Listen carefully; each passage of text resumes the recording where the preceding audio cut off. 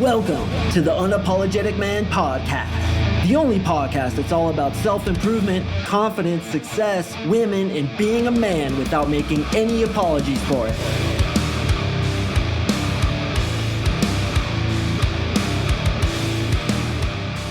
What is up, you champions? Thank you for tuning in to another episode of the Uniform Mike Papa, the Unapologetic Man Podcast. I really do appreciate it. And today, we are going to talk about preemptive compliments and negative reinforcement to shape a woman's behavior. Now, immediately, as you guys know, I always say this, somebody out there is hyperextending their butthole because they're pissed because I said that we're going to shape women's behavior, right? I almost said in the title, how to shape a woman's behavior like dog training.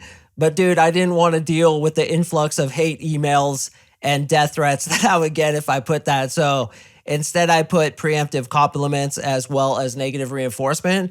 And I'll tell you what, this can work on men. It can work on children. It's simple psychology, boys, but it's a really good way to shape a woman's behavior, or at the very least, reward those things that you want her to do so that she keeps doing it. And for any females listening, you just do the same thing to dudes. This is human psychology. This is human behavior 101. I have a degree in psychology. I don't often talk about it, but I have a bachelor's in science, BS, because that's exactly what it is, in psychology. I went to UC Santa Cruz and I got that. And the only thing I remember from my college education was my social security number, because we had to use that in order to get into the dining hall. So you rifle off your social security number and then you get in the dining hall. That's about all I remember. Me and Marissa always have arguments about this because she wants to save for our daughter's college education. And I'm like, fuck that, dude. Let's save for her future, but let her be an entrepreneur, because college, I don't know, dude. A lot of times I think it's a bunch of bullshit. It's a waste of time. However, if it wasn't for college, I probably wouldn't be the good communicator I am. I definitely wouldn't have been able to get in Japan. A lot of you guys know I lived in Japan for 4 years where I taught English. I did wedding ceremonies. So there were things that were an advantage of going to college, which Marissa always argues with me. But the only thing I learned is my social security number and this, okay, preemptive compliments and rewarding and punishing behavior. Before we jump into the content, gentlemen, you know I don't advertise on this podcast, and I often get people hitting me up asking for me to advertise like pretty much every day, and they're starting to offer me a lot of money, but I don't want to inundate you guys with that stuff because I personally hate it when other podcasts do that to me. So just let me flex up a little bit. I'm going to read a review from my 3-month coaching program, and then we're going to get right into the content, which is good, by the way. So stay tuned till the end. This is from my boy O. I'm not going to say his name because it's very, very unique, and I don't want him to get upset because I used his real name, so we'll just call him O. I started Mark's 3-month coaching program at the lowest point in my life. Just got out of a relationship that ended because my girlfriend cheated on me multiple times. My self-esteem was completely shattered. I started doing Mark's program, and with the NLP, I found my masculinity again, and I've been outcome independent. My first priority in life is my own growth. Mark's coaching program has given my self-esteem back, and it's funny to realize that everything he teaches is true and works very well on the other side of the world. Very complex and invisible things are translated into simple concepts, and there were more answers than I found in his program than 10 years working with a psychiatrist, as sad as that is. MarkSing is a legend and the highest priest of the game. If you're interested to succeed not only with women, but in life generally, I strongly recommend you to his coaching program. O isn't a native English speaker, by the way. And he says, thank you, Uncle Mark. With your help, I've found my way back to my path. I also want to say hi to Marissa and Lucia. Wish you all the best. I do appreciate that, O. And for the rest of you gentlemen, we are open to you. I have a 3-month coaching program. I don't sell information. I sell a transformation. There is a high level of accountability where we go with you step by step through the process to make sure that not only are you getting success with learning all the tactics, doing the NLP, the brain reprogramming, but I want girls in your bed. And I'm going to hold you accountable until we get girls in your bed. What's the point of paying a coach unless you're held accountable to actual results? There's tons of information out there. What I offer is a transformation. If you're interested, click the link in the description below. Sign up. We're going to get on a call with you and my team, and we're going to talk about if we can at least 10x your results with women. Yes, immediately. I want you getting girls ASAP. And if you're not, it's going to seriously piss in my river. It's going to launch a 50-foot rope of diarrhea into my morning coffee. So I'm going to hold you accountable because my guys not getting results pisses me off. And my guys do get results because of that. Being held accountable is so damn important and it works so damn well. And that's why it's a huge part of my coaching program. So gentlemen, today we are going to talk about preemptive compliments and how dealing with women is like dog training, although I'd never say that in the title because I have enough haters as it is. So what is a preemptive compliment? Okay, you remember in the Iraqi war, they had a preemptive strike where we went in on them before the weapons of mass destruction could kill us all. And then they never found them and nobody questioned why. And $2 trillion was lost and all this bullshit happened. But whatever, we have problems now. Who cares about the past? Preemptive means doing something before they can do it to you. So if you're dating a woman and you feel like certain behaviors aren't going to continue, certain behaviors that you like, such as she shows up on time. Okay, you just have a feeling that this girl is often late, right? You look at her Facebook, she's taking selfies in her room, and her room looks like a goddamn hovel, a pigsty. You look in her car and there's freaking cheese stuck to the ceiling because she didn't like it off her Whopper. She's like, I don't want this cheese, and she just tried to chuck it, and it's stuck to the top of the ceiling. There's French fries in between her seat. She basically is a dumpster fire, a train wreck on wheels, Hurricane Ashley. All right, and you're like, dude, I just kind of get the feeling that this chick isn't going to come on time. So what you do is two things. First of all, if she does come on time, you compliment it. And brother, you compliment it quickly. One of the things I learned in college, I actually did learn something, is when you're rewarding and or punishing behavior, you want to do it quickly. So the moment she comes on time, you reward it. You say, awesome, you're on time. I love it when people are on time. I lived in Japan for 4 years myself, and the freaking trains arrive to the minute. And I really inherited that. My girlfriend, Marissa, she's always late because she's an optimist. She's always late, and it kind of pisses in my river. I'm always on time, if not 10 minutes early. So when a girl comes on time, I immediately reward that. Now, in Marissa's case, when I first started dating her, I did this. I said, hey, I like how you're on time. I like how you're a woman of your word. It was a preemptive compliment to hopefully shape that behavior moving forward. Now, in the case of Marissa, it didn't actually work because she's still late most times. But in the beginning, when you're dating a woman, you really want to reward those things that you want to keep happening. In addition to this, you want to tell people how they are, and they will behave that way. If I said to you that you're responsible, you're willing to invest in yourself, and I really like that about you, you're going to be responsible, you're going to invest in yourself. So in order for me to hold you to my high standards, I need to list out to you my high standards. Okay, if a coaching client comes into my coaching program and he's like, Mark, what I like about you is that I have unlimited access to you. I like how I can talk to you. I can be friends with you. I love that that's part of your program. What am I going to do as a coach? I'm going to be extra there for them because that's what they expect of me. And that's what we want to do to women. You list out your expectations by telling them that they're that way already. So this is true for raising a child as well. And you guys probably all know this. You tell the kid what they are, and then they will be that. One of the worst things you can ever do to a child is have him wear a t-shirt that says, here comes trouble. My friend's son has a t-shirt that said that, and I pulled his dad aside and I'm like, bro, you got to throw that t-shirt away because you are shaping his behavior. If he has a t-shirt on that says, here comes trouble, and all the adults laugh at it and he knows what it means, he's going to be trouble. You're just cultivating that behavior. So people act as you expect them to act, and they also act as you compliment them to act. So as you're dating a girl, anything that you fear, you should compliment the opposite, right? If you just feel like she's not very trustworthy, tell her she's trustworthy. If you feel she's not that great, if you feel she's a liar, say how you love how she tells the truth. And another thing you can do is say how her friends says that she tells the truth, even though it's not true and you're kind of lying in order to shape trustworthy behavior from her. It does work, and it works really well because, again, you act as people expect you to act. It's almost like your third grade teacher who said that you're a great student, you always deliver your homework on time. You're gonna deliver your homework on time because in a very, very important way, we don't wanna let people down. We don't want to shatter people's preconceived positive notions of us. And that's really important. I wanna say it again. We don't wanna shatter people's preconceived positive notions of us, which means if you feel a certain way about me, I'm gonna deliver. Okay, I get love all the time from guys on my podcast. I'm delivering 2 a week, dude, and I'll never fucking miss it. Like me missing a podcast, I'll have to die or be severely injured in order for me to miss it. And even then, I have podcasts in the bucket that I have in reserve just in case that happens, because I want to own up to what you guys think about me.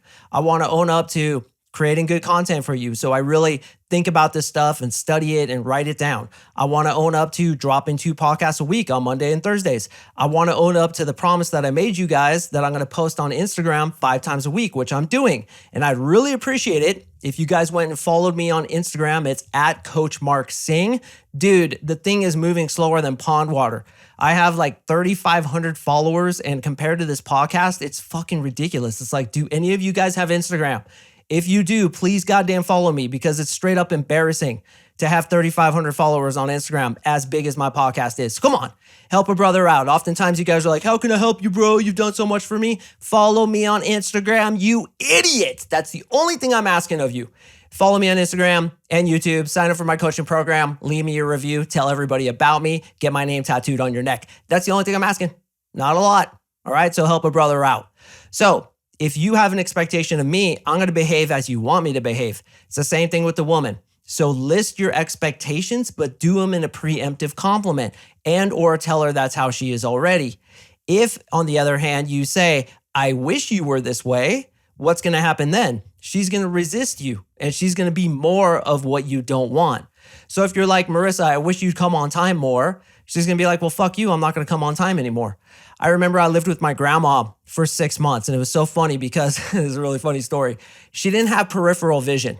So imagine that when you're looking out your eyes, you have 2 toilet paper roll, those cardboard things over your eyes, like almost like night vision goggles, right? All you can see is directly in front of you. That's how her sight was. And I was seriously gaming girls. I would sneak girls into her house because I was living with her at the time. I had to save money. We would walk right by her and she wouldn't even see us. It was like Rambo. You ever see that Rambo movie when homeboy's sneaking through the camp and like nobody sees him somehow? That's the way it was when I would sneak chicks into her house. Well, anyway, when I first moved, she really wanted to spend a lot of time with me. So I'd put in like 6 hours a day. I was really trying to put in a lot of time. And then one day I put in like 5 hours and she's like, you're not spending enough time with me. I'm really disappointed in you. You're not doing a good enough job. And so what did I do? I stopped spending time with her. I was like, fuck it. If I can't satisfy you with how much I'm spending time with you now, then no matter what I do, it's not going to be good enough. So screw it. I'm not going to even try anymore.